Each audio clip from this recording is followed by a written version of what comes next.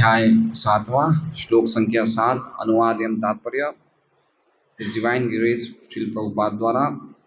यस्यां वैश्रूयमाणायां कृष्णे परम पुरुषे भक्तिर उत्पद्यते पुंसः शोक मोह भयापः।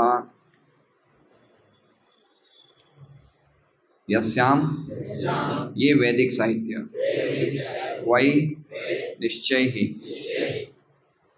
श्रूयमाणायाम मात्र श्रवण करने से, कृष्ण भगवान कृष्ण में, परम परम पुरुषे भगवान में, भक्ति भक्ति की भावनाएं उत्पद्यते अंकुरित होते हैं, पुंसः जीव का, शोक संताप, मोह भय डर, अपहा भगाने वाला, नष्ट करने वाला। अनुवाद। इस वैदिक साहित्य के श्रवण मात्र से पूर्ण पुरुषोत्तम भगवान श्री कृष्ण की प्रेमा भक्ति की भावना तुरंत अंकुरित होती है, जो शोक मोह तथा भय की अग्नि को तुरंत बुझा देती है। ओम ज्ञानतिमिरान्धस्य ज्ञानाञ्जनशलाकया चक्षुरुन्मिलितं येन तस्मै श्रीगुरवे नमः। नाम शेषम् अनुभवे शचीपुत्रम् अत्र स्वरूपं रूपं तस्याग्रगं पुरीं माथुरीं कोष्ठवाटीं राधा कुण्डं गिरिवरम् अहो राधिका माधवाशां प्राप्तो यस्य प्रथितः कृपया श्रीगुरुं तं नतोऽस्मि। वन्देऽहं श्रीगुरोः श्रीयुतः पदकमलं श्रीगुरुं वैष्णवांश्च श्रीरूपं सग्रजातं सैगण्डरघुनाथान्वितं तं सजीवं साद्वैतं सावधूतं परिजनसहितं कृष्णचैतन्यदेवं श्रीराधा कृष्णपादान् सैगण्डललिता श्रीविशाखान्वितां च गुरु वैष्णव भगवान तीने स्मरण हय विघ्न विनाशन अनायासे हय निज वांछित पूर्ण। हरे कृष्णा कृष्णा कृष्णा हरे हरे, हरे राम राम राम हरे। मैं क्षमा चाहता हूँ, कुछ विलम्ब हो गया आज। तो ये कुछ बहुत ही अद्भुत श्लोकों की श्रृंखला से हम लोग निकल रहे हैं। इससे पहले भी जो 2 श्लोक आप लोगों ने श्रवण किए थे वो बहुत ही फिलोसॉफिकली साउंड और बहुत ही समझने लायक श्लोक थे, जिनकी क्लास पूजनीय हंसदूत प्रभु ने ली थी। आपको याद होंगे वो 2 श्लोक कौन से थे। सबसे पहला श्लोक था यया सम्मोहितो जीव आत्मानं त्रिगुणात्मकं परोपि मनुथे अनर्थम तत्कृतं चाभिपद्यते। तो हमने ये जो अध्याय शुरू किया है उसमें हमने देखा कि कैसे वेद व्यास जी ब्रह्म नदी सरस्वती के तट पे समाधि पे बैठे और समाधि में उन्होंने क्या देखा, अपने मन को जो उन्होंने निर्मल कर दिया था भक्ति योग की विधि के द्वारा, उस निर्मल मन से उन्होंने अच्छी तरह ध्यान किया तो उन्होंने देखा अपश्यत पुरुषम पूर्णम, भगवान श्री परम कृष्ण भगवान को देखा और उनके साथ साथ उनकी चित्त शक्ति, उनके कला अवतार और स्वयं भगवान कृष्ण को देखा और उसके साथ साथ फिर उन्होंने माया को भी देखा जो तद अपाश्रयम, जो उनके आश्रित थी, है ना। तो कृष्णा उनकी अंतरंगा शक्ति और उनके कला अवतार उनको एक ही ग्रुप में देखा, लेकिन माया को अलग देखा। इसलिए उसमें लिखा मायाम च तद अपाश्रयम, माया उनके आश्रित थी। ठीक है। अब माया का कार्य क्या है वो हमने 5वें श्लोक में पढ़ा था। या लिखा है यया सम्मोहितो जीव। हम खाली रिवीजन कर रहे हैं 5 मिनट्स का। यया सम्मोहितो जीव, तो माया का क्या कार्य है। यया मतलब माया, क्योंकि हमने देखा माया भगवान के आश्रित पीछे खड़ी हुई थी। तो माया करती क्या है वो भी वेद व्यास जी ने समाधि में देखा कि माया कर क्या रही है। वेद व्यास जी ने माया के दर्शन किस प्रकार किए कि माया कर क्या रही है, तो वेद व्यास जी ने देखा माया कर रही है यया मतलब माया के द्वारा सम्मोहितो जीव, माया के द्वारा भगवान सम्मोहित नहीं है, जीव सम्मोहित है। ठीक है। यया सम्मोहितो, भगवान नहीं लिखा है, यया सम्मितो जीव। भगवान को कभी माया सम्मोहित नहीं कर सकती, जीव को यानी कि हमें सम्मोहित करती है।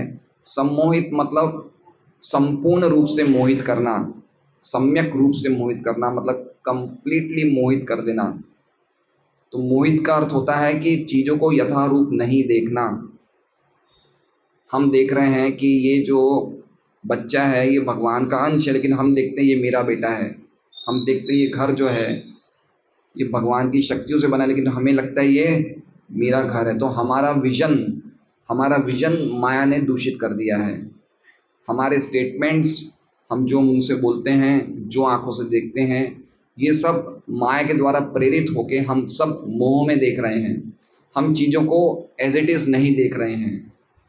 हम चीज़ों को मोह के द्वारा, माया के द्वारा मोह से भ्रमित होकर देख रहे हैं, इसलिए हमारा विजन भी गलत है, हमारा समझना भी गलत है। तो ये कंप्लीटली किसके द्वारा हो रहा है? यया, माया के द्वारा। तो ये क्या होता है, अगर यह सम्मोहित तो जीव, तो जीव जो कि हम सम्मोहित हो जाते तो क्या होता है? आत्मानम त्रिगुणात्मकम। आत्मानम मतलब अपने आप को, आत्मानम मतलब अपने आप को। कौन अपने आप को? जीव अपने आप को त्रिगुणात्मकम समझ लेता है। त्रिगुणात्मकम मतलब समझे? तीन गुणों से बनी हुई वस्तु। हम बोलते कर्मात्मकम मतलब कर्म से बनी है, तो त्रिगुणात्मकम मतलब तीन गुणों द्वारा बनी हुई वस्तु समझ लेता है अपने आप को। आत्मानम त्रिगुणात्मकम कि मैं तीन गुणों के द्वारा बना हुआ हूं। तीन गुण कौन से हैं? सतोगुण, रजोगुण और तमोगुण। वो ये सोचता है कि मैं तीन गुणों के द्वारा बनी हुई वस्तु हूं, लेकिन क्या है वो? परोपी। वो तीनों गुणों से परे है, वो तीनों गुणों से परे है, वो दिव्य चीज है। जीवात्मा दिव्य है, चेतन है। परोपी मतलब वो दिव्य है, तीनों गुणों से परे है, लेकिन परोपी, पी मतलब यद्यपि वो पर है लेकिन फिर भी समझ लेता है।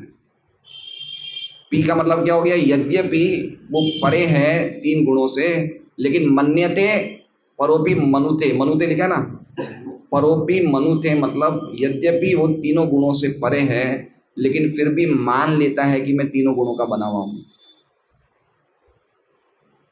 है तो ये क्या हो गया? इससे क्या, अगर मान लिया तो इसमें गड़बड़ क्या है? मान लिया तो मान लिया, इसमें गड़बड़ क्या? मान लिया तो क्या दिक्कत है? अनर्थम तत्कृतम। तत् मतलब माया, कृतम मतलब रचित, और अनर्थम मतलब कष्ट। जैसे ही वो अपने आप को तीन गुणों से बनी हुई चीज समझ लेता है, उसी समय माया के द्वारा अनर्थ उत्पन्न होता है। वो अनर्थ क्या है? शरीर और शरीर से संबंधित सभी प्रकार के दुख और कष्ट। ठीक है, तो समझे आप वो श्लोक का अर्थ? तत्कृतम चापि पद्यते। चापि पद्यते मतलब वो दुख भोगता है। ठीक है, यद्यपि माया, अरे सॉरी, यद्यपि जीवात्मा तीनों गुणों से परे है, लेकिन फिर भी माया के द्वारा संपूर्ण रूप से सम्मोहित होने के कारण अपने को तीन गुणों वाली वस्तु मान लेता है, जिसके द्वारा माया उसको एक शरीर प्रदान करती है जो अनर्थों से भरा हुआ है, और वो शरीर से संबंधी दुख सब प्रदान करती है, जिसको वो भोगता है। चापि पद्यते। समझ रहे हैं आप? अनर्थ है, अनर्थ मतलब समझ रहे हैं ना? अनर्थ मतलब जिस चीज की हमें आवश्यकता नहीं है। आप समझ रहे हैं? अभी मैं बहुत शादी में जाता हूं तो मैं देखता हूं कि माँ बाप की जब बेटी विदाई होती है तो उसे रोना आता है, माँ बाप को रोना आता है। तो मुझे लगा यार क्यों रोते हैं इतना, इसमें इतना क्यों सेंटीमेंट हो जाता है, इतना इसमें रोने की क्या आवश्यकता है? जब बेंगलोर में मेरी बेटी की शादी तो मुझे भी बहुत रोना आ गया। तो मैंने कहा यार अद्भुत ये माया के बनाए हुए संबंध हैं कि जिस जिस व्यक्ति से हमारा कोई लेना देना नहीं है, हम उसे अपने बच्चे मान रहे हैं और उनके लिए इतना रो रहे हैं। क्या माया के अद्भुत संबंध है! हम नहीं चाहते हुए भी हम इतने जबरदस्त माया के द्वारा अनर्थों से फंसे हुए हैं कि जो चीजें हमारी नहीं हैं उसमें हम अपने आप को मान रहे हैं। कितनी बड़ी कॉम्प्लेक्सिटी है, कितनी बड़ी। अर्जुन का यही तो प्रश्न था कि मैं अपने भाइयों को कैसे मारूं, मैं अपने गुरु को, मैं अपने दादा को कैसे मारूं? ये मेरे खून के संबंधी हैं, रिलेशंस वाले हैं। तो भगवान यही कह रहे हैं कि तुमने जान लिया है लेकिन फिर भी टॉलरेट, ऐसे दुख आएंगे।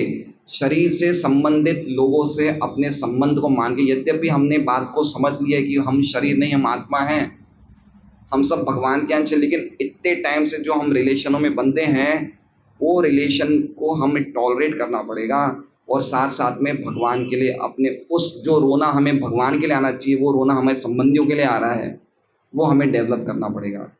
ये हमारी दवाई है, आप समझे।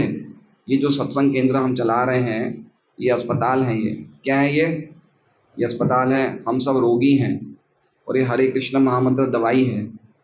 और भोजन क्या है? ये प्रसाद भोजन है। एक बार भक्ति सिद्धांत सरस्वती ठाकुर जी के समय 64 गौड़ीय मठ की स्थापना करी थी उन्होंने। तो एक सज्जन आए और उन्होंने इनको शिकायत करी कि महाराज, आपके जो मठ में भक्त रहते हैं उनका स्वभाव अच्छा नहीं है। वो लोग, जैसे एक भक्तों का स्टैंडर्ड बिहेवियर होना चाहिए, वैसा उनका बिहेवियर को क्या बोलते हैं हिंदी में?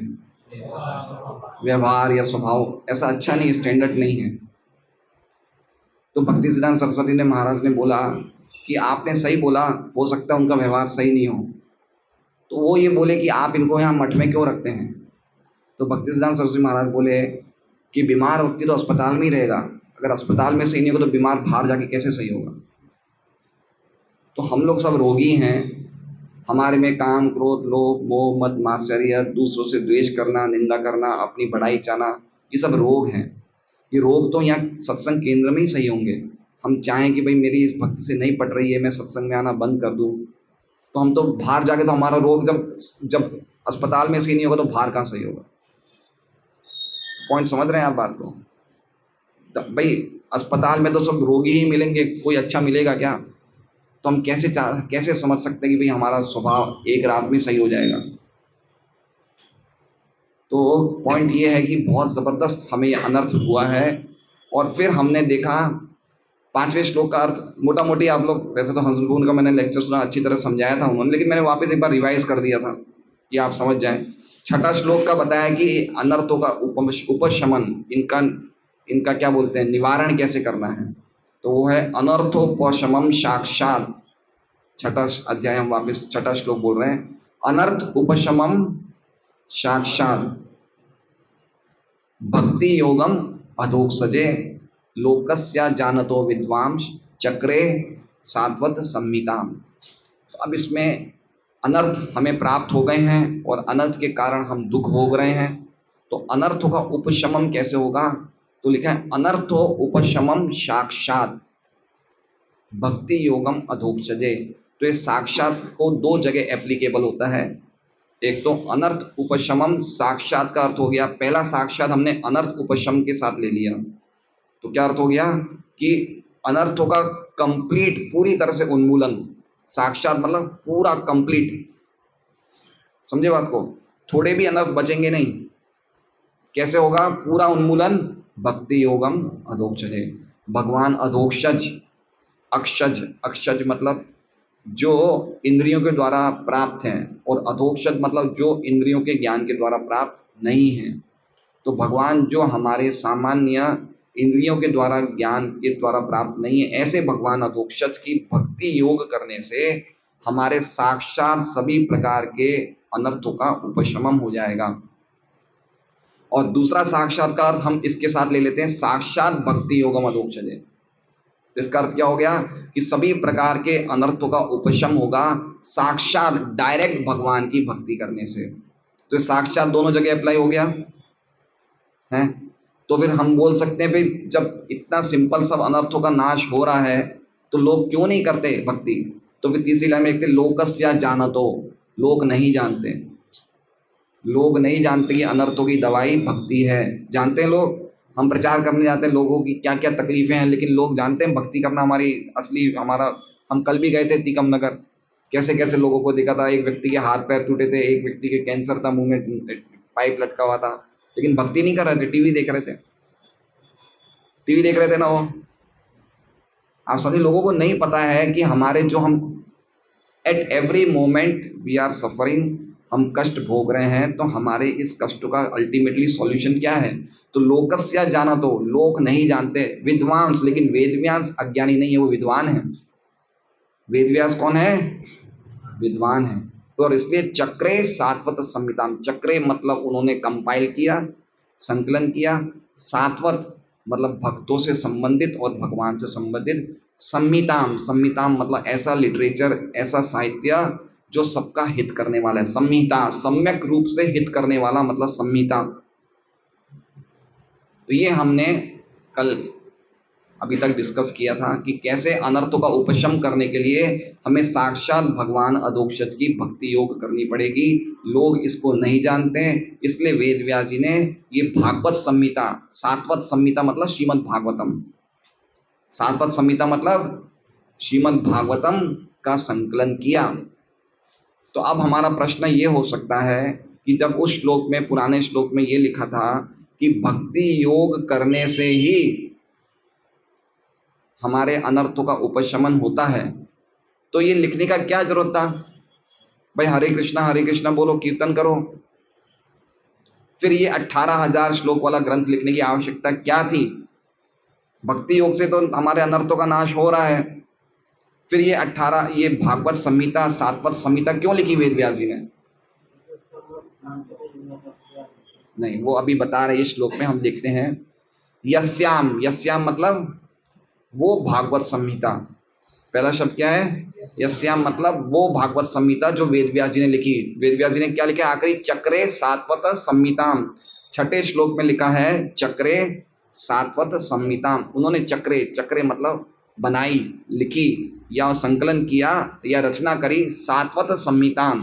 सात्वत मतलब भक्तों और भगवान से संबंधित, संहिताम मतलब साहित्य, मतलब सात्वत संहिता मतलब श्रीमद् भागवतम। लोगों के अनर्थों के नाश करने के लिए वेद व्यास ने श्रीमद् भागवतम लिखी। तो भाई भक्ति कर सकते तो फिर श्रीमद् भागवतम क्यों लिखी? तो वो बता रहे यस्याम, यस्याम मतलब वो श्रीमद् भागवतम, वही मतलब निश्चित रूप से, निश्चित ही वो जो सात्वत संहिता वेद व्यास जी ने लिखी है, श्रूयमाणायाम, श्रूयमाणायाम मतलब सुनते रहने से, समझने की आवश्यकता नहीं है, खाली सुनते रहने से। मान लीजिए हम सब बैठे हैं यहाँ पे, अगर मैं इंग्लिश में बोलना शुरू करूँ तो मुझे लगता नहीं कि एक दो जनों को छोड़ के इंग्लिश समझ में आएगी, नहीं आएगी ना। लेकिन समझिए की कोशिश मत करिए, खाली सुन लीजिए। हमें समझ में नहीं आए फिर भी खाली सुनिए। ये जो श्रीमद् भागवत में यस्याम वै, निश्चित ही श्रूयमाणायाम, खाली सुनते रहना। सुनते रहने का अर्थ है कि कभी सुनना बंद मत करना। ये प्रेजेंट टेंस में श्रूयमाणायाम मतलब ये कभी भी ऐसा हमें नहीं बोलना चाहिए कि मेरी भागवतम कंप्लीट हो गई। ये चलते रहना चाहिए, नित्यम भागवत सेवा, इसको कभी रोकना मत। श्रूयमाणायाम चलती रहना चाहिए, सुनना चालू रहना चाहिए। तो क्या होगा? कृष्ण परम पुरुष है, भगवान कृष्ण जो परम पुरुष है। अभी परम पुरुष कृष्ण इसमें लिखा है, ये हमारा 1.7.4 का जो वो था कि अपश्यत पुरुषम पूर्णम, तो उसमें कृष्ण नहीं लिखा था, उसमें लिखा था अपश्यत पुरुषम पूर्णम। अब उस चीज को पुरुषम पूर्णम कौन है, तो इसमें लिख दिया कृष्ण परम पुरुष है, वो कृष्ण ही है, शिव जी, ब्रह्मा जी और कोई नहीं है। किसके बारे में सुनना है? यस्याम वै श्रूयमाणानाम, भागवत में हम सुनेंगे, भागवत से सुनेंगे तो क्या होगा? कृष्ण परम पुरुष है, भक्तिर उत्पद्यते पुंस।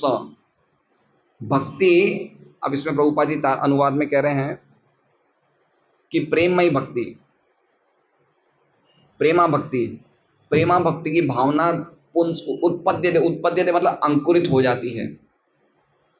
तो अंकुरित होने का अर्थ ये होता है कि अंकुरित होने के साथ साथ डेवलप भी हो रही है, खाली अंकुरित होकर रह गई इतना नहीं है। उत्पन्न होना मतलब उत्पन्न होने के बाद डेवलप भी हो रही है, सब कुछ हो रहा है। भगवान के बारे में श्रीमद् भागवतम में से सुनते रहने से खाली उत्पन्न नहीं हो रही है भक्ति, लेकिन उत्पन्न होने के साथ साथ डेवलप भी हो रही है। किसकी डेवलप हो रही है? पुंसः। पुंसः मतलब जरूरी नहीं है कि वो ब्राह्मण हो, क्षत्रिय हो, वैश्य, शूद्र हो, वो गिरा से गिरा व्यक्ति क्यों ना हो, पुंस में सब आ गए। पुंसकार मतलब जो बिल्कुल कोई प्रकार का उसका वर्णाश्रम समाज में स्टैंडर्ड नहीं हो, हल्के से हल्का व्यक्ति ही क्यों ना हो, लेकिन अगर वो श्रीमद् भागवतम सुनेगा तो उसे भगवान की भक्ति, प्रेमा भक्ति अवश्य ही, निश्चित ही प्राप्त होगी। इसमें कोई डाउट नहीं है, खाली सुनना है, समझने की जरूरत नहीं है। इसमें लिखा नहीं है समझो तुम, इसमें क्या लिखा है खाली सुन लो बस। ये भागवतम का क्लास है, ये इस भागवतम का स्टैंडर्ड है। इसलिए हमारे आचार्य बोलते हैं एक एक घर में भागवतम पहुंचाओ। किसी व्यक्ति ने मान लो एक पेज पढ़ लिया, दो पेज पढ़ लिया, एक बुक पढ़ ली, उसको भक्ति मिलने वाली ही है, उसमें कोई डाउट नहीं है। इससे बढ़कर हम उस व्यक्ति के लिए और कोई उपकार नहीं कर सकते हैं। तो भक्ति उत्पद्यते पुंसा, पुंसा मतलब कोई भी प्रकार का व्यक्ति चाहे भागवत सुनेगा तो उससे क्या होगा, रिजल्ट क्या है, शोक मोह भयापहा। आप समझ रहे हैं, भागवत पढ़ने का रिजल्ट शोक मोह भय नष्ट करना नहीं है, भागवत पढ़ने का रिजल्ट है भगवान की प्रेमा भक्ति प्राप्त करना। लेकिन साइड साइड पे ये नष्ट हो जाएगा, समझे बात को। हम लोगों को बोलते हैं भागवत देते समय कि हमारे शोक मोह भय नष्ट हो जाएंगे, क्योंकि हर एक व्यक्ति शोकाकुल है, मोह से ग्रस्त है और भयभीत है, इसलिए हम बोलते हैं। अल्टीमेटली भागवतम का जो असली फल है वो तो कृष्ण से प्रेम होना है, लेकिन साथ साथ में सेकेंडरी रिजल्ट आनुषंगिक फल गौण फल क्या है कि हमारे शोक मोह भय ऑटोमेटिकली नाश हो जाएंगे। तो शोक, शोक मतलब जो चीज भूतकाल में हमें प्राप्त नहीं हुई उसका स्मरण करके दुखित होना। कोई चीज हमने चाही और वो नहीं मिली तो उसके लिए हम शोक करते नहीं करते हैं, करते नहीं करते हैं। हर एक व्यक्ति को कुछ ना कुछ सफलताएं पूर्व काल में नहीं मिली होगी, उसके लिए शोक करता नहीं करता है ना। शोक सभा कब मनाई जाती है, आदमी के मरने के बाद या पहले? क्यों? क्योंकि वो चला गया ना, तो दुख हुआ। भूतकाल का व्यक्ति था, चला गया तो दुख हुआ, हमें उससे कुछ मिलता था, हम उसको कुछ देते थे, अब वो नहीं रहा। आप समझ रहे हैं। तो शोक मतलब जो भूतकाल में हमें दुख हुए कोई चीज प्राप्त नहीं होने की वजह से या कुछ चीज कमी रहने की वजह से, उसका शोक करना कि मेरा ऐसा बच्चा हो गया, मेरा ऐसा परिवार हो गया, मेरा पति ऐसा है। अब जो चीज हो गई लेकिन उसका हमारा शोक चलता रहता है, ये शोक है। और मोह मतलब वर्तमान में हम अपनी पहचान इस शरीर से कर रहे हैं, मैं, मेरे बच्चे, मेरी स्त्री, और इनके कारण हम मोहग्रस्त रहते हैं।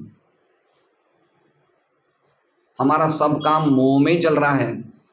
ठीक है, मोह का मतलब समझ रहे हैं। जैसे हम डेजर्ट में जाते हैं तो हम देखते हैं आगे पानी है, लेकिन हम आगे जाते हैं तो मिट्टी रहती है, होता है ऐसा, मिराज बोलते हैं, मृग मरीचिका।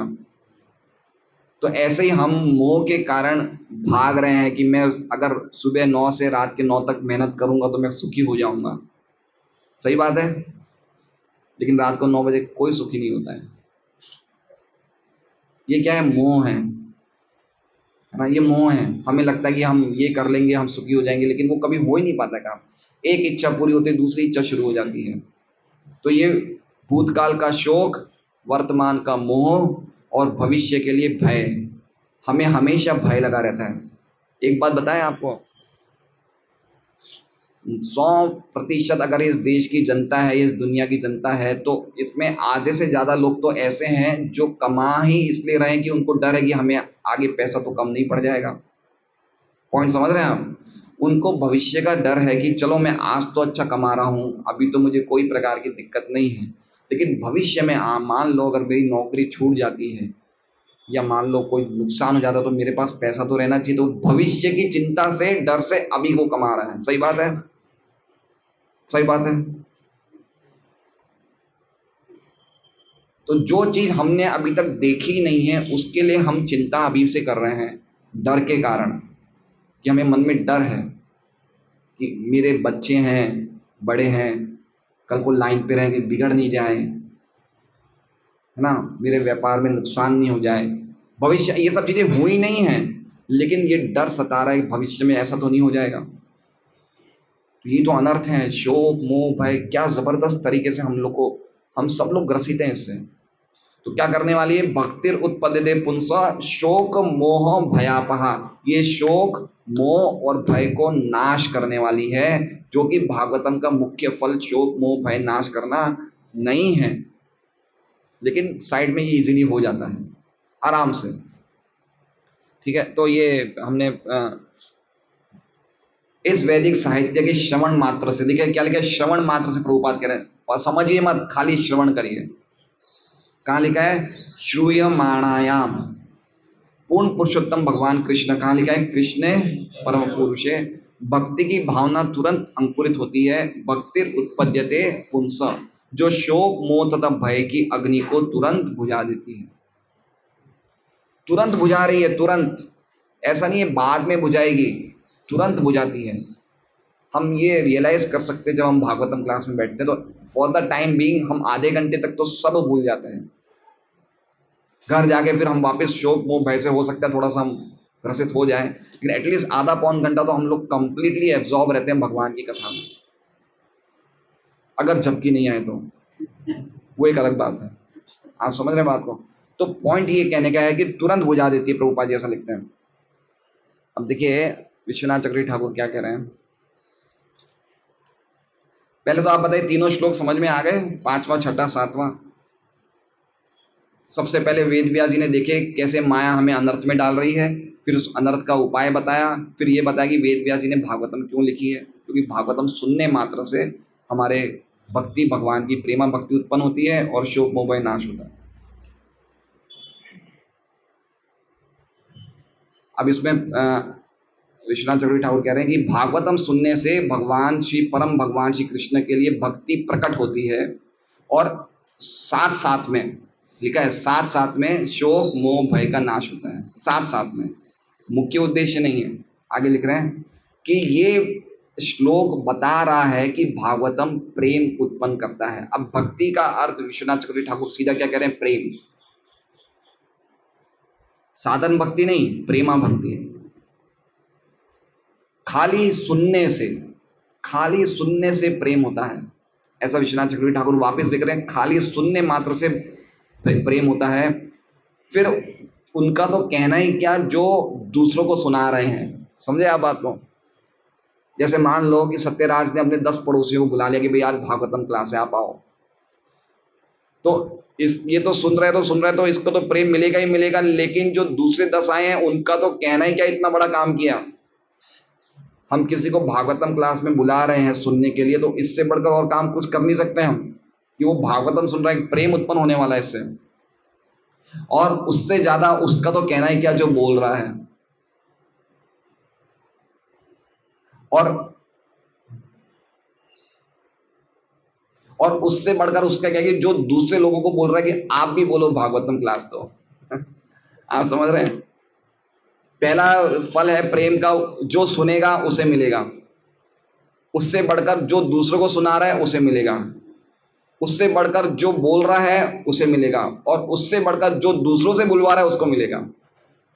देखिए क्या क्या बोलते हैं आचार्य। भक्ति का अर्थ प्रेम है, क्योंकि ये भागवतम के दूसरे श्लोक में लिखा है, ईश्वर सदी सद्यो हृदय अवरुध्यते अत्र पृथ्वी।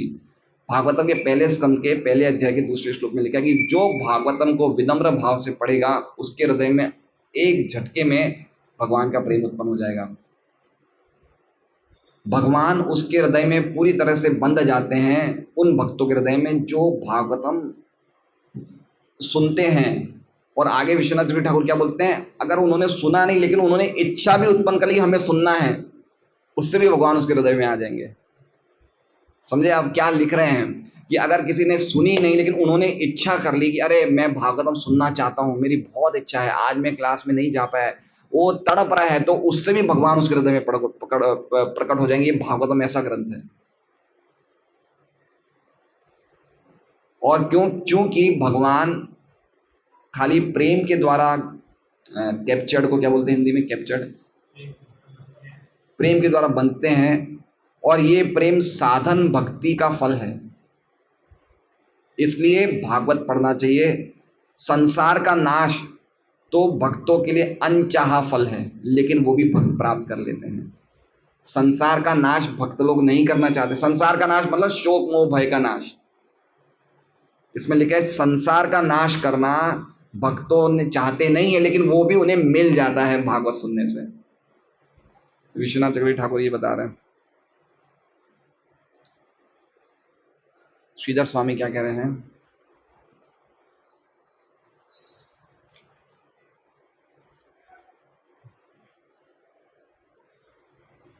જેનું શ્રવણ કરતા જ મનુષ્યને પરમ પુરુષ ભગવાનમાં કૃષ્ણ ભગવાનમાં શોક મોહ તથા ભયનો નાશ કરનારી ભક્તિ ઉત્પન્ન થાય છે. એને સાંભળતા જ ભક્તિ ઉત્પન્ન થાય છે. તો પછી એનું તો કહેવાનું જ શું છે જે बिना બીજાને સંભળાવે છે. वही बात कि इस भागवतम को सुनने से ही भक्ति उत्पन्न हो जाती है, तो उसके लिए तो क्या कहना जो दूसरों को सुना रहा है. तो विश्वनाथ चक्रवर्ती ठाकुर का ये श्रीधर स्वामी का हम प्रभुपाद जी का तात्पर्य पढ़ते हैं. प्रभुपाद जी का तात्पर्य बड़ा है. इंद्रियां तो अनेक है, लेकिन इनमें से कान सर्वाधिक प्रभावशाली है. ये इंद्रिय प्रगाढ़ निद्रा के समय भी कार्य करती है. मनुष्य जागृत रहते हुए शत्रु से अपनी रक्षा कर सकता है, लेकिन निद्राधीन होने पर केवल कान ही रक्षा करते हैं. पॉइंट समझ रहे हैं? प्रभुपाद ने सबसे पहले क्या बोला कि सबसे इंपॉर्टेंट चीज हमारे क्या है? कान. इसलिए अगर हमें समझ में नहीं आए कोई बात नहीं, लेकिन सुनो ध्यान से, उसमें लापरवाही मत करो. सुनने को अनसुना मत कर दीजिए. पॉइंट ये कहना चाहते हैं. भक्ति सिद्धांत सरस्वती प्रभुपाद जी के बारे में बोलते थे. प्रभुपाद जी गृहस्थ शिष्य थे, बाकी उनके बहुत सारे ब्रह्मचारी सन्यासी शिष्य थे. तो भक्ति सिद्धांत सरस्वती सबको बोलते थे अभय चरण को सुनना बहुत अच्छा लगता है. तो सुनना है, सुनना प्रविष्ट कर्ण रंध्रेण, कान के छेद कभी भी भरेंगे नहीं. इनको सुनाओ, जितना सुनाना है सुनाओ. और भक्ति सिद्धांत सरस्वती ठाकुर ये कहते थे कि भगवान के दर्शन कान से होते हैं, आंख से नहीं होते हैं.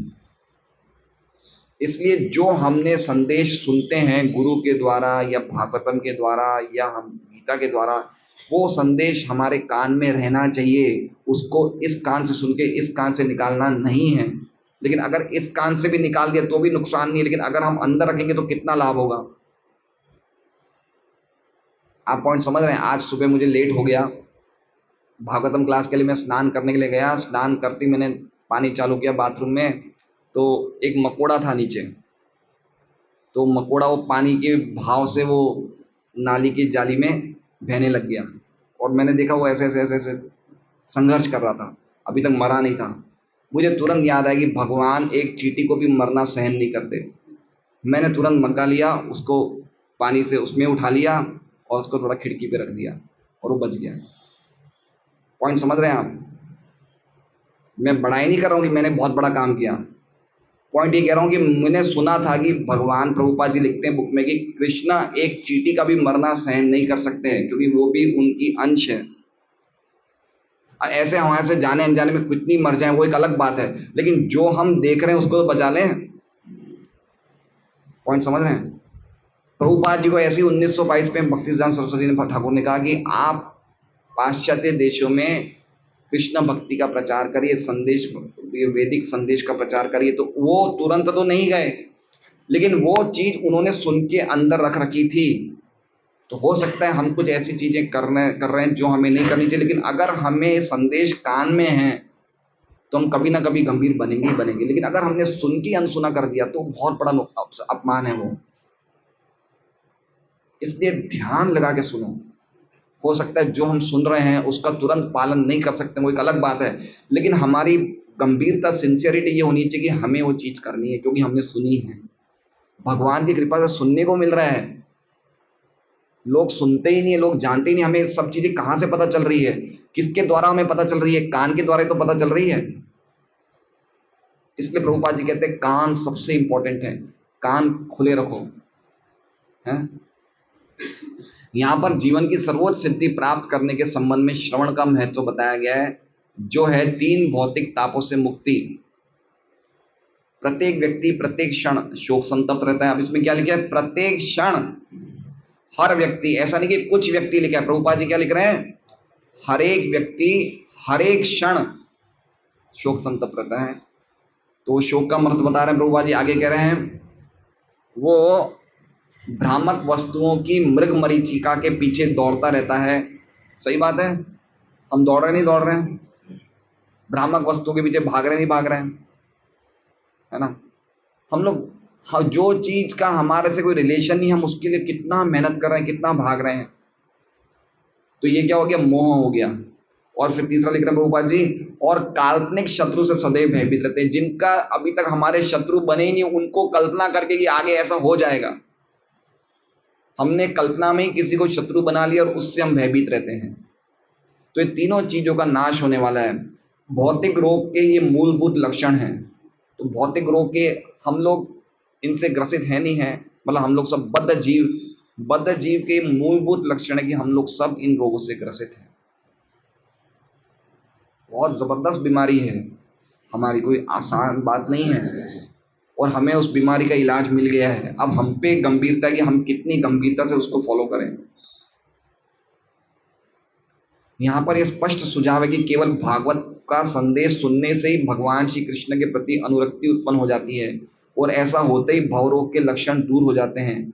श्रील व्यासदेव ने परम पूर्ण भगवान को देखा था, और इस कथन से भगवान श्री कृष्ण के परम पूर्ण व्यक्तित्व की स्पष्ट पुष्टि हुई। मैंने कहा ना, उसमें लिखा था कि पूर्णम पुरुषम अपश्यत। अब इसमें लिखा पूर्ण पुरुष कृष्ण, तो वो कंप्लीटली कंफर्म हो गया कि वो पूर्ण पुरुष कृष्ण ही है और कोई नहीं है।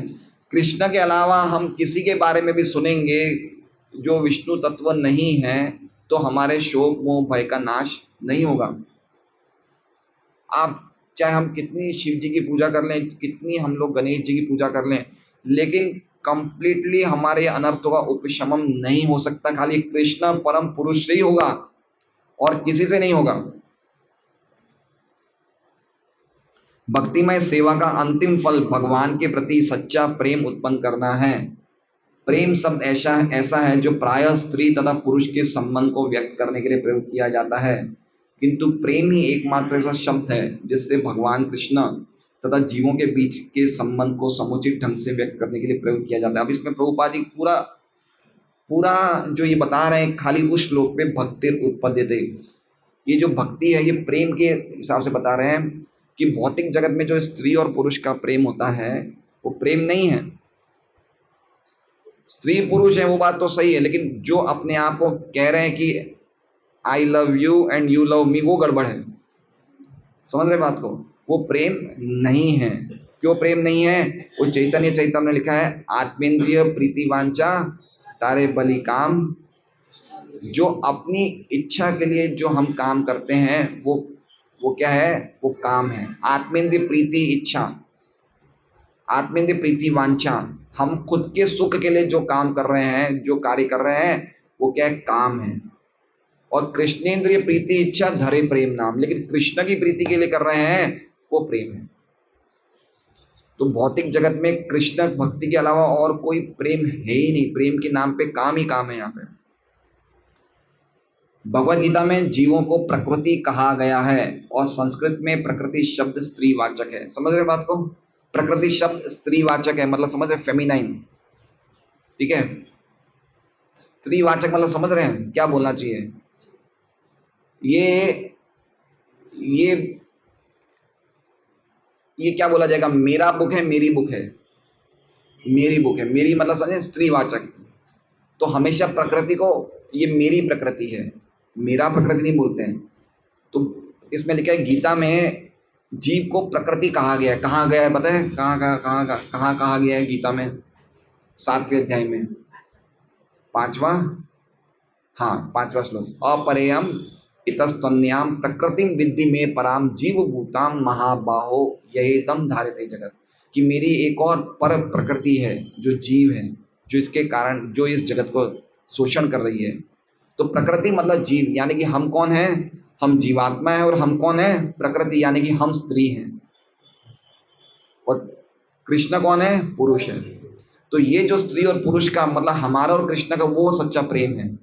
ये प्रभुपाद जी कहना चाहते हैं कि जो प्रेम का वर्णन किया है, ऐसे प्रेम को भौतिक जगत में एक सामान्य पति पत्नी के बीच में चलने वाले कार्य को प्रेम समझा जाता है, लेकिन रियली एक्चुअली में प्रेम क्या है? जो प्रकृति यानी कि हम और जो पुरुष यानी कृष्ण के बीच में जो हमारा आदान प्रदान है, जो हमारी भक्ति है, वो एक्चुअली में प्रेम है। ऐसा प्रभुपाद जी कह रहे हैं। मतलब आप समझ रहे हैं कि आध्यात्मिक जगत में भी स्त्री और पुरुष का रिलेशन होता है।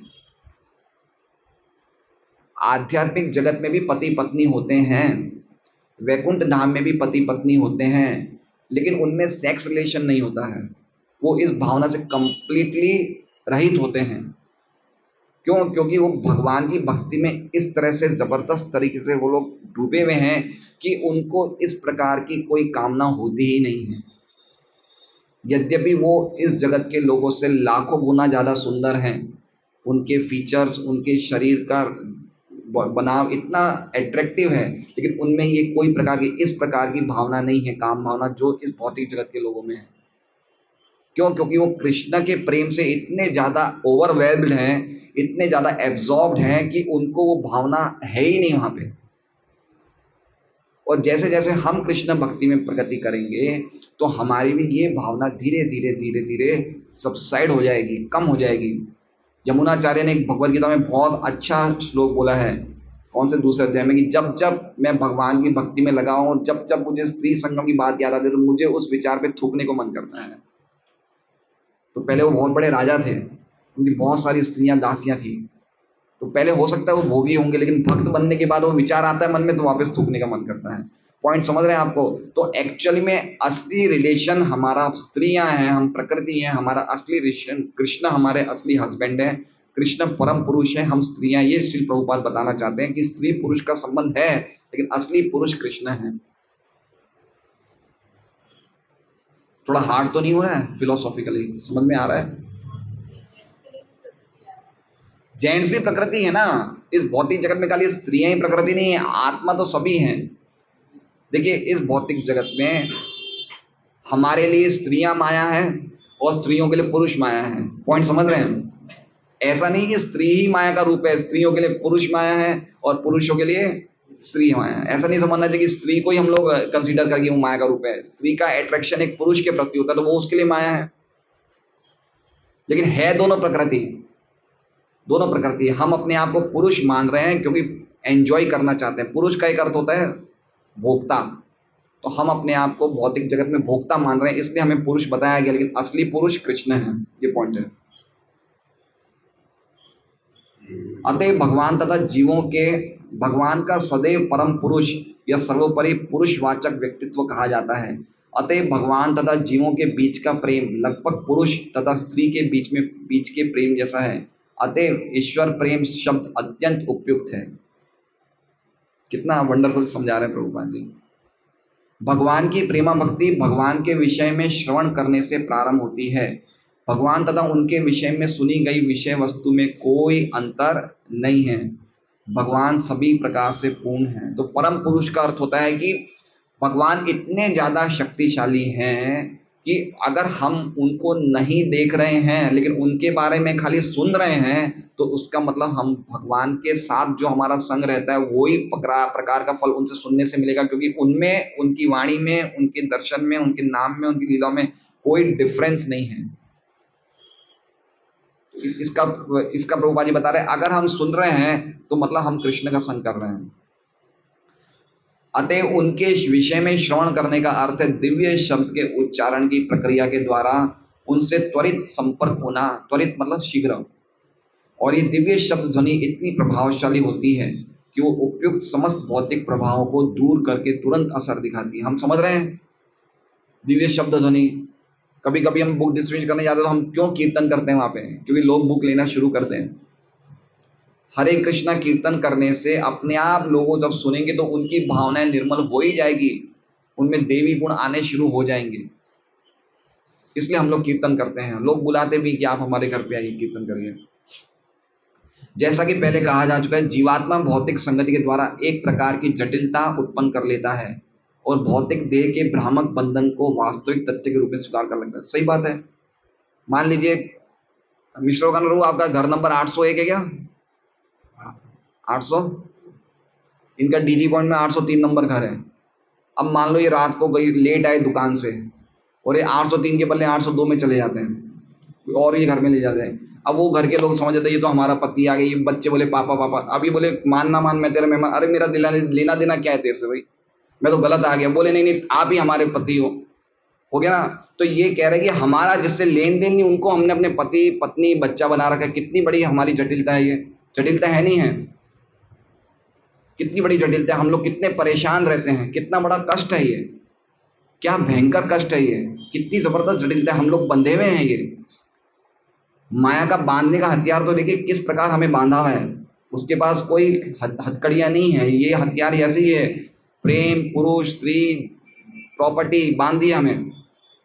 हम जटिलताओं में फंसे हुए हैं और इन चीजों को अपना मान रहे हैं जिससे हमारा कोई लेना देना ही नहीं है।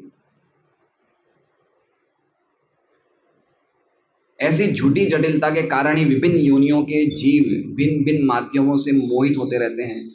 यहाँ तक कि मनुष्य जीवन की सर्वाधिक विकसित अवस्था में भी वही मोह भ्रम अनेक प्रकार के वादों के रूप में चलता रहता है और भगवान के साथ प्रेममय संबंध को,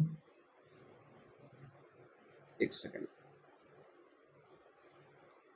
वो सची शुद्ध प्रभु का फोन आ रहा है, मंदिर वाले कीर्तन करने घर पे आ रहे हैं, बोल दीजिए ना कि मैं क्लास में हूँ, बोल दीजिए ना। 1 2 3, अच्छा छोड़िए। समझ रहे हैं, अनेक प्रकार के वादों, वाद मतलब समझ रहे हैं, मैं आरएसएस का व्यक्ति हूँ, मैं विश्व हिंदू परिषद का व्यक्ति हूँ, मैं श्याम बाबा मंदिर का व्यक्ति हूँ, मैं साईं मंडल ट्रस्ट का आदमी हूँ। आप समझ रहे हैं, हमने अपने आप को अलग अलग वादों से जोड़ लिया है। मैं हिंदूवाद हूँ, उपाधियां, डेजिग्नेशंस, सही बात है, हर एक व्यक्ति जोड़ता है। हम में कितनी जबरदस्त वादों की भावनाएं है, नहीं है? कैसे हम लोग पागल हो जाते हैं जब कोई हमारा भारतीय बल्लेबाज छक्का मारता है, लोग पागल होते नहीं होते हैं? कैसे पागल हो जाते हैं कि देखो हमारा इंडिया जीत रहा है, हम लोग, मैं भारतीय हूँ, क्या जबरदस्त हमने अपनी अपनी भावनाएं बना रखी है। कोई कोई समाज की सेवा में लगा हुआ है, कोई इस संस्था की सेवा में लगा हुआ है, कोई देश की सेवा में लगा हुआ है। क्यों? क्योंकि हमने अपने आप को अलग अलग वादों में जोड़ लिया है। मायावाद, ब्रह्मवाद, अलग अलग वाद का मतलब कि अलग अलग फिलोसॉफी से हमने अपने आप को बांध लिया है, अलग अलग फिलोसॉफियों से। कोई लोग कुछ फिलोसॉफियों से प्रभावित है, देखते नहीं देखते हैं, अरबिंदो फिलोसॉफी है, एक वो क्या नाम, P3Y फिलोसॉफी है, बापू आसाराम की अलग ही फिलोसॉफी है नहीं है, सबकी अलग अलग फिलोसॉफी है। बापू आसाराम के भक्त बोलते हैं हम बापू ये लीला कर रहे हैं, जेल में बापू की लीला है ये। बोले उन्होंने पहले ही बोल दिया था मैं जेल जाऊंगा, तो बोलते जैसे कृष्ण भी जेल में रहते हैं ऐसे हमारे बापू जेल में, अभी भी मान रहे हैं। बताइए क्या जबरदस्त, क्या जबरदस्त मोह है। ऐसे सबने अपने अपने अलग अलग वाद बना रखे हैं।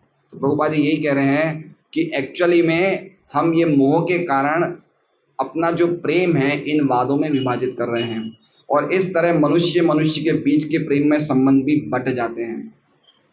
श्रीमद् भागवतम की कथा सुनने से भौतिकता की झूठी जटिलता दूर हो जाती है और समाज में वास्तविक शांति का शुभारंभ होता है, जिसकी कामना राजनेताओं द्वारा अनेक राजनीतिक परिस्थितियों में बड़ी उत्सुकता से की जाती है।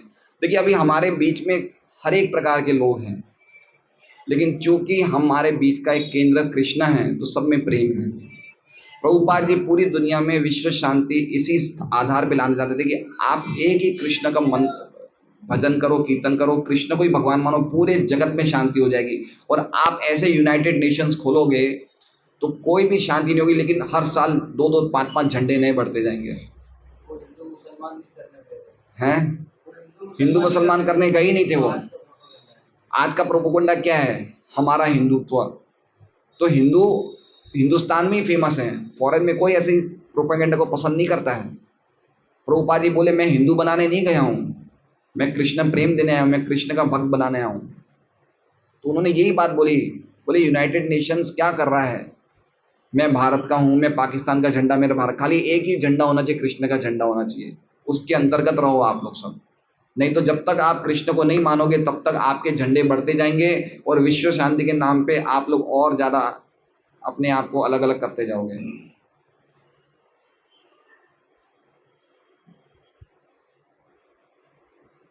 सारे राजनेता मनुष्य राष्ट्र तथा राष्ट्र के बीच शांतिपूर्ण स्थिति की कामना करते रहते हैं, लेकिन साथ ही साथ भौतिक प्रभुता के प्रति अत्यधिक आसक्ति होने के कारण उनमें मोह तथा भयग्रस्तता बनी रहती है।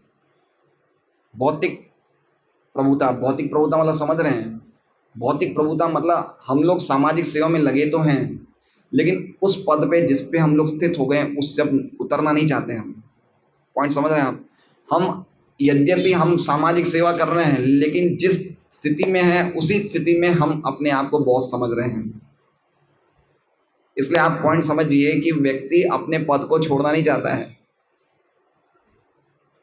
क्यों? क्योंकि उसमें प्रोप्राइटरशिप की भावना है कि मैं इसका स्वामी हूं, है ना। और इसके कारण क्या हो रहा है? इसके कारण मोह तथा भयग्रस्तता बनी रहती है। अतएव राजनेताओं के शांति सम्मेलनों से समाज में शांति स्थापित नहीं की जा सकती है। समाज में खाली भागवतों से ही शांति स्थापित हो सकती है, ऐसा प्रभुपाद जी बोलना चाहते हैं। तदवाग विसर्गो जनता का विप्लवो, ये जो पापमयी जो सभ्यता है ये खाली भागवत की क्रांति से ही जा सकती है, और कोई दूसरा उपाय नहीं है, ये प्रभुपाद जी कह रहे हैं। इसकी स्थापना तो भागवत में वर्णित पूर्ण पूर्ण पुरुषोत्तम भगवान कृष्ण की कथा के श्रवण मात्र से की जा सकती है। ये मूर्ख राजनेता भले ही सदियों तक शांति तथा शिखर शिखर सम्मेलन क्यों ना करते रहे, लेकिन वे इसे प्राप्त करने में विफल ही रहेंगे। देखा, पहले पहले भारत और अंग्रेजों की लड़ाई थी, पहले एक पार्टी थी कांग्रेस, कितनी पार्टियां हो गई अब? हो गई ना होगी? पार्टियां और बढ़ेगी। क्यों? क्योंकि सबके अलग अलग इच्छाएं हैं, सबकी अलग अलग मत हैं, सबकी अलग अलग कामनाएं हैं, किसी की कॉमन कामना तो है ही नहीं।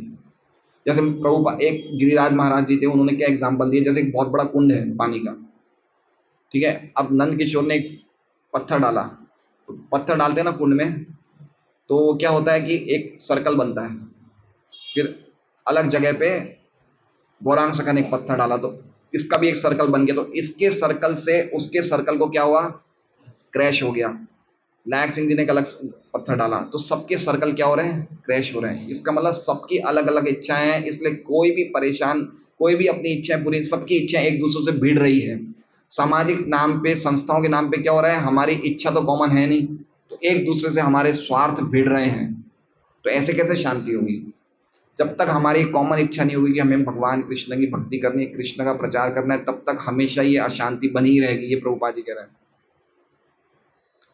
जब तक कृष्ण के साथ हम अपने विसरे विसरे संबंध की पुनः स्थापना नहीं कर लेते, तब तक शरीर को सौ मानने का मोह बना रहेगा, और इस तरह भयग्रस्तता भी बनी ही रहेगी। मतलब हम शरीर हैं, ये मोह बना रहेगा जब तक हम कृष्ण से अपने संबंध को जोड़ने का प्रयास नहीं करेंगे।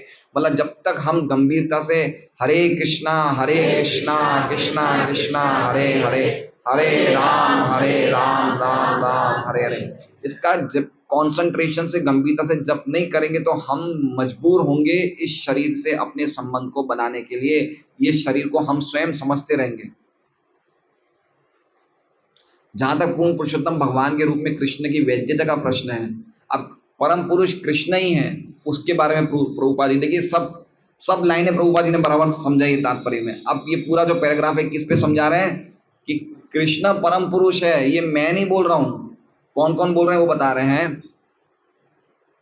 जहां तक पूर्ण पुरुषोत्तम भगवान के रूप में श्री कृष्ण की वैद्यता का प्रश्न है, शास्त्रों में ऐसे सैकड़ों और हजारों साक्ष्य उपलब्ध है, और वृंदावन, नवद्वीप तथा पुरी जैसे विभिन्न स्थानों के भक्तों के निजी अनुभवों से सैकड़ों और हजारों प्रमाण मिलते हैं। प्रमाणों की कोई कमी नहीं है। कौमुदी कोश में भी कृष्ण के पर्यायवाची शब्दों में यशोदानंदन तथा पर ब्रह्म पूर्ण भगवान पुरुषोत्तम दिए गए हैं। निष्कर्ष यह है कि वैदिक साहित्य श्रीमद् भागवतम के श्रवण मात्र से ही पूर्ण पुरुषोत्तम भगवान कृष्ण से प्रत्यक्ष संबंध स्थापित हो जाते हैं, जिससे मनुष्य सांसारिक दुख, मोह तथा भय को लांघ करके जीवन की परम सिद्धि प्राप्त कर सकता है। जिसने वास्तविक रूप में विनीत भाव से श्रीमद् भागवतम का पाठ सुना है, उसके लिए ये व्यवहारिक परीक्षाएं हैं। सिंपल बात है, विनीत भाव, सबमिसिव वे, विनम्र भाव से सुनना है। चैलेंजिंग एटीट्यूड में नहीं सुनना है कि मैं क्यों सुनूं, मुझे तो आता है। कहीं भी जाए, चाहे कोई भी बोले, अगर वक्ता प्रामाणिक है और प्रामाणिक गुरु परंपरा में आ रहा है, भक्ति की फॉलो कर रहा है अच्छी तरह से, तो उससे सुनना है विनम्र भाव से। तो ऐसे सुनने से हमें परम सिद्धि प्राप्त हो सकती है। तो बहुत ही अच्छा श्लोक था आज, श्लोक सभी अच्छे हैं, हम समझेंगे और गंभीरता लाएं, ये हमारा सबसे बड़ा ये कसौटी है हमारे लिए। हरे कृष्णा। श्रीमद् भागवतम की जय। वांछा कल्पतरुभ्यश्च कृपा सिंधुभ्यो च पतितानां पावनेभ्यो वैष्णवेभ्यो।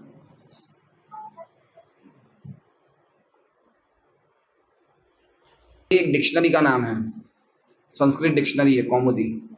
जैसे अमर कोश है, कौमुदी कोश है, अलग अलग संस्कृत संस्कृत बहुत बड़ा डिपार्टमेंट है जिसमें अलग अलग डिक्शनरियाँ हैं, तो कौमुदी एक डिक्शनरी का नाम है।